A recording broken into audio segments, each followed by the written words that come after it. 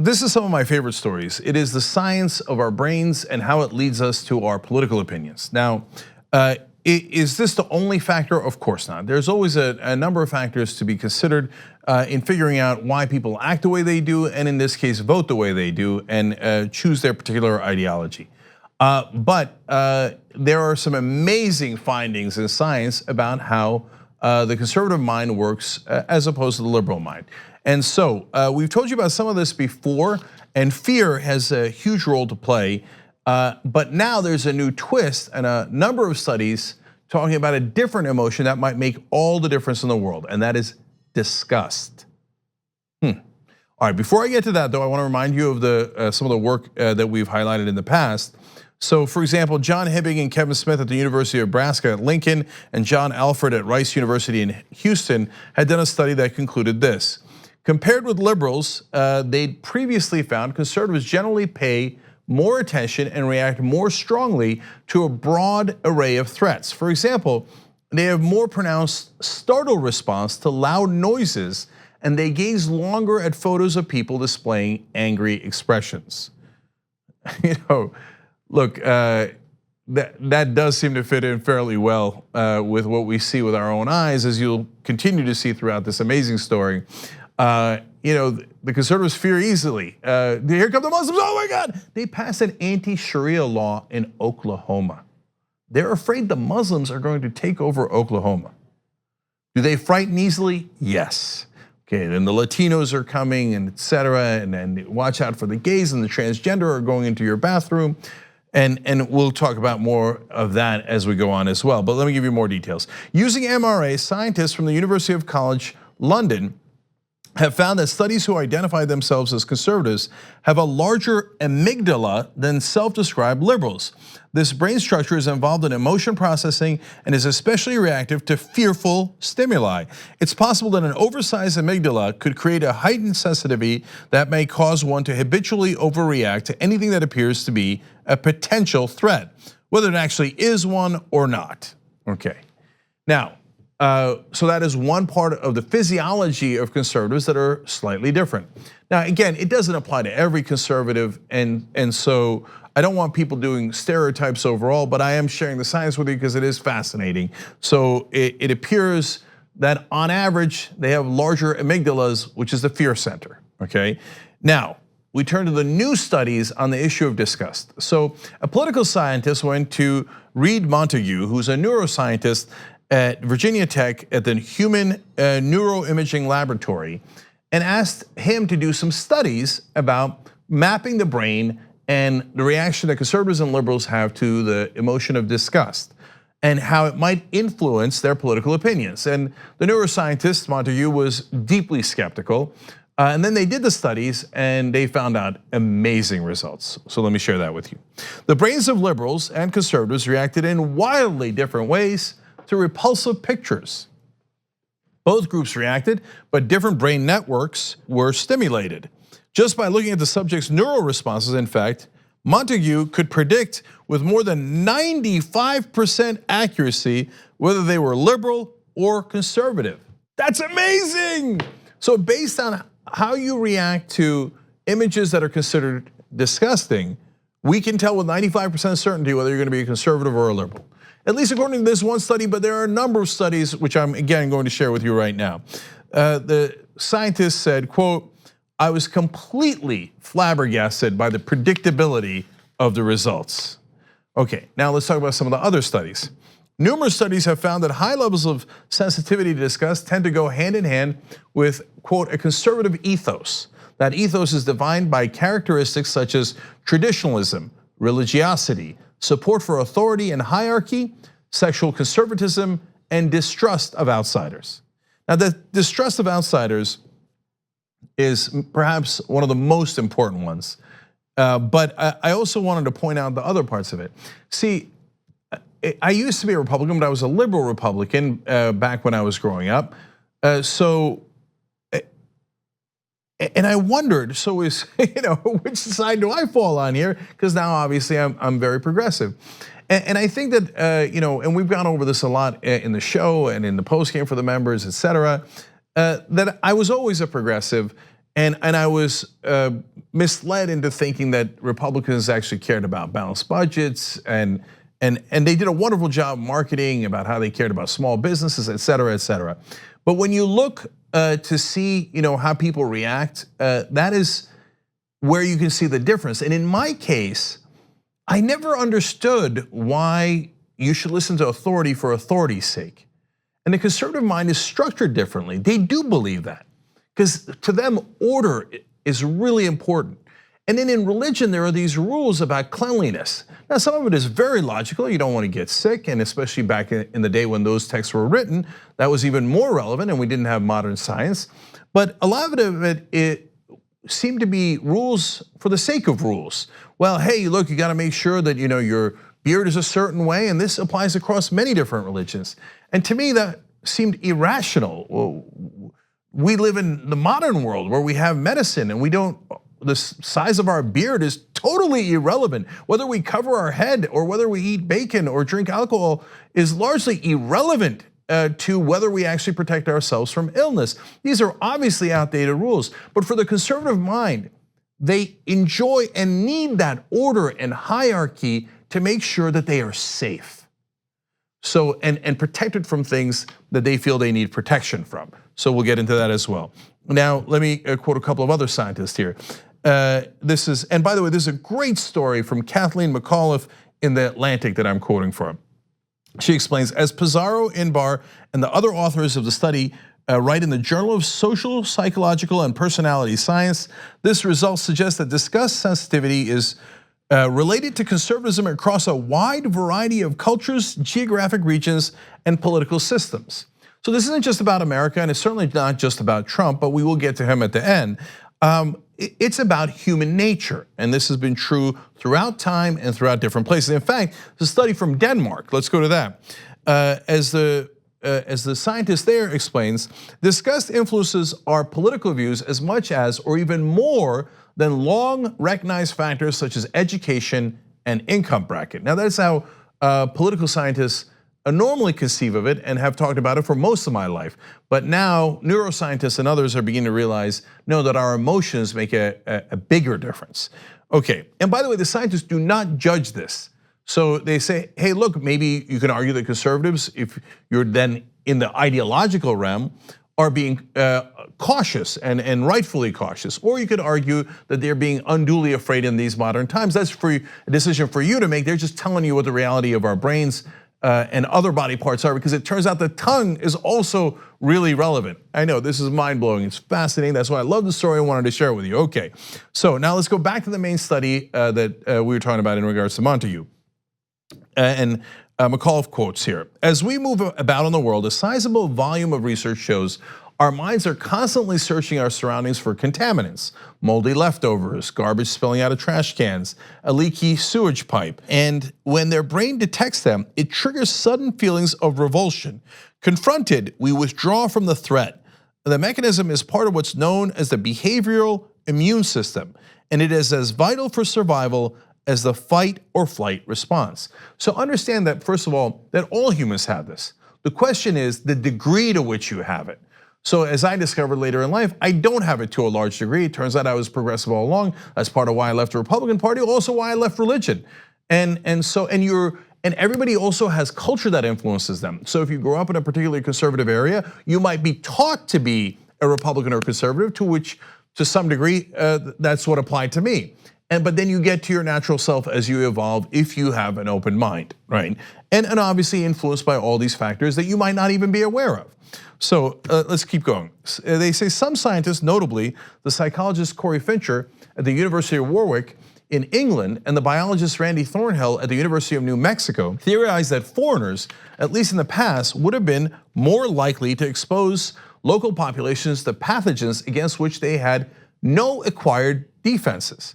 And other scientists think germ fears piggyback on the negative stereotypes about foreigners common throughout history, the notion that they're dirty, eat bizarre foods, and have looser sexual mores.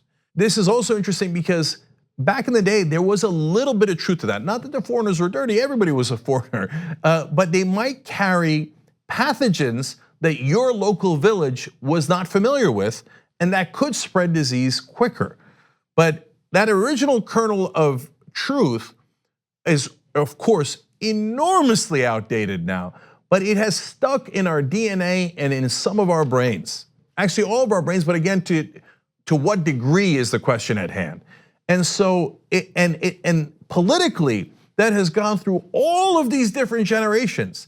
And that fear of the others, the fear of the foreigner, the fear of disease is used by conservative politicians to trigger conservative voters into voting in a certain direction because of that fear and disgust that is created in their brains.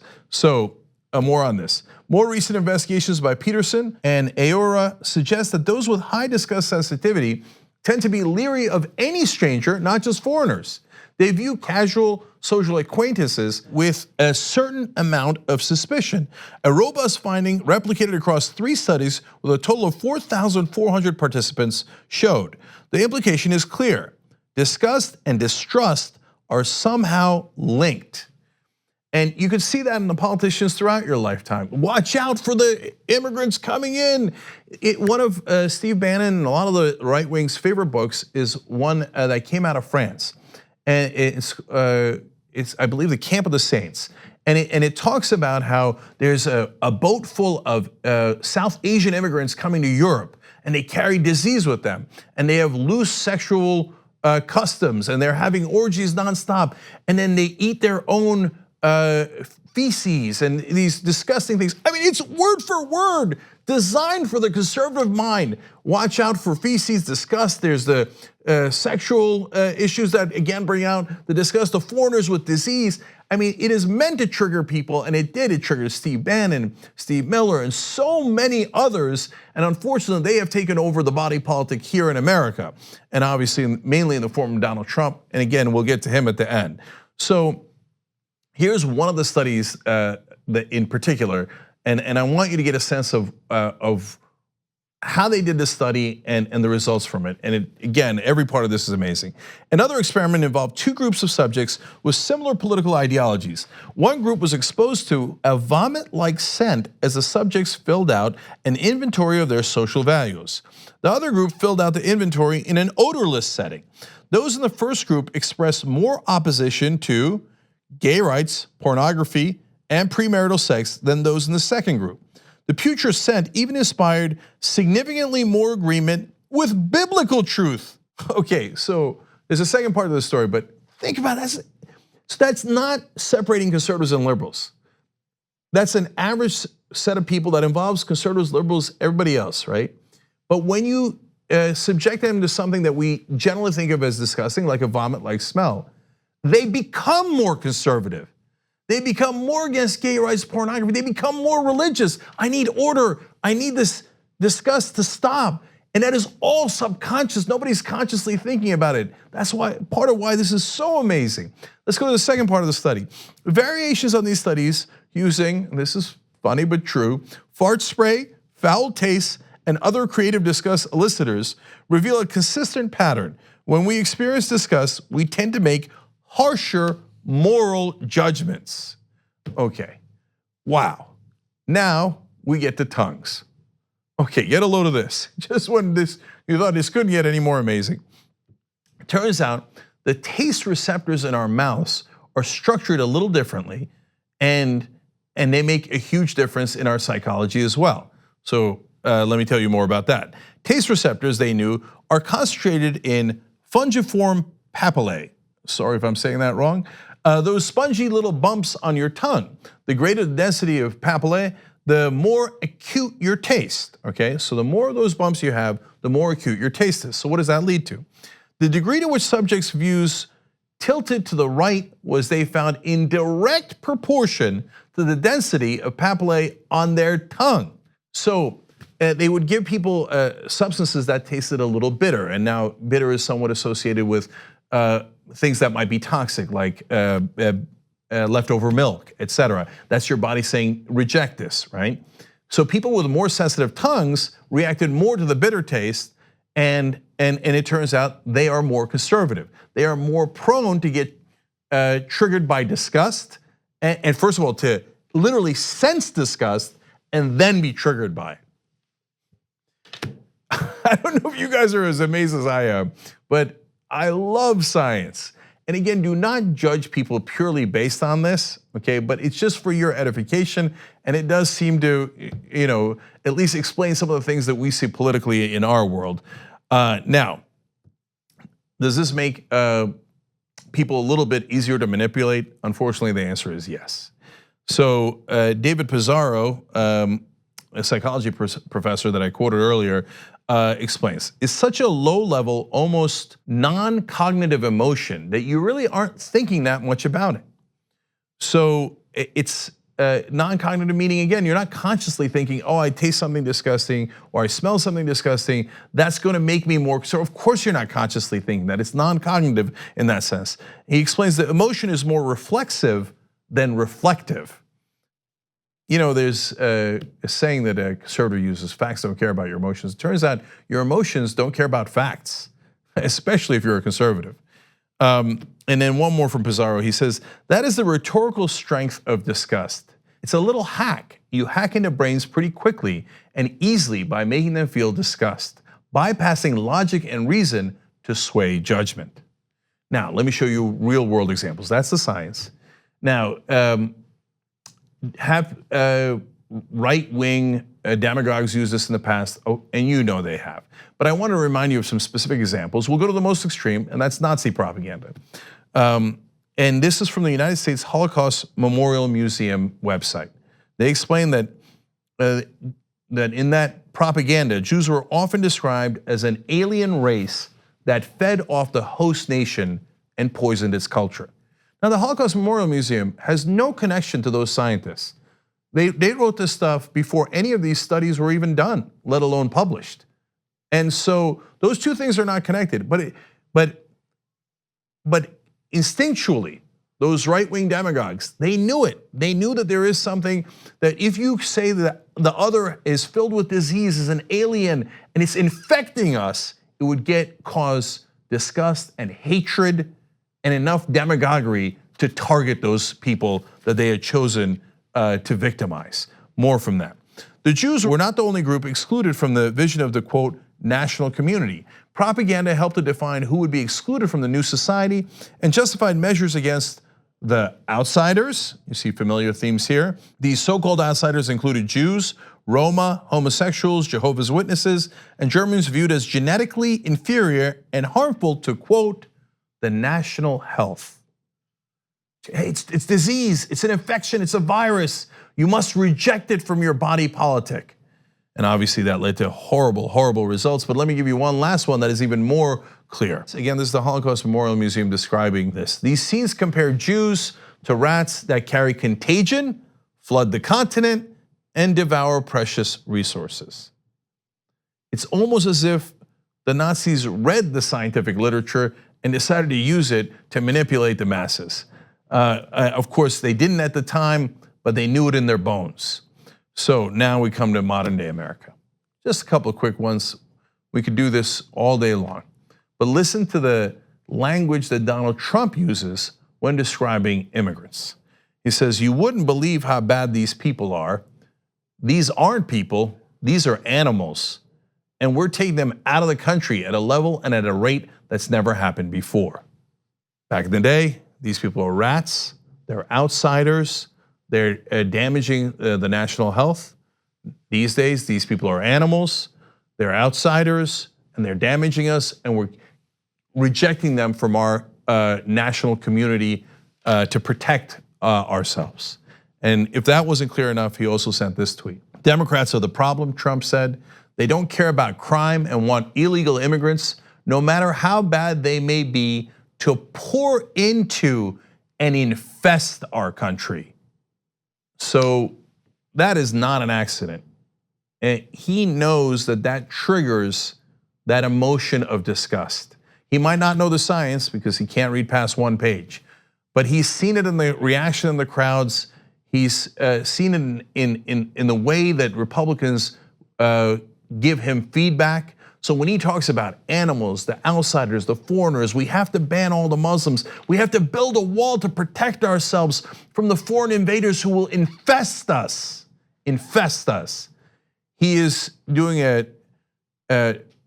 a tradition that unfortunately goes back a long, long time in conservative politics, and that is built to trigger the conservative brain, to get people to reject outsiders, foreigners, and people that they consider the others. I'm hoping now that you know that, and please tell others, spread this video or the articles, and we'll have the link to the article below, because it's great work. Because knowledge might, just might, be able to overcome what is going on in the back of our heads without us being aware of it. So at least now we know the phenomenons that are part of what causes the political ideology that you see in your world. On the go? Don't worry, we got you covered. You can still listen to TYT at our new podcast network. Find us on Apple Podcasts, the Google Play Store, or at tyt.com/podcast.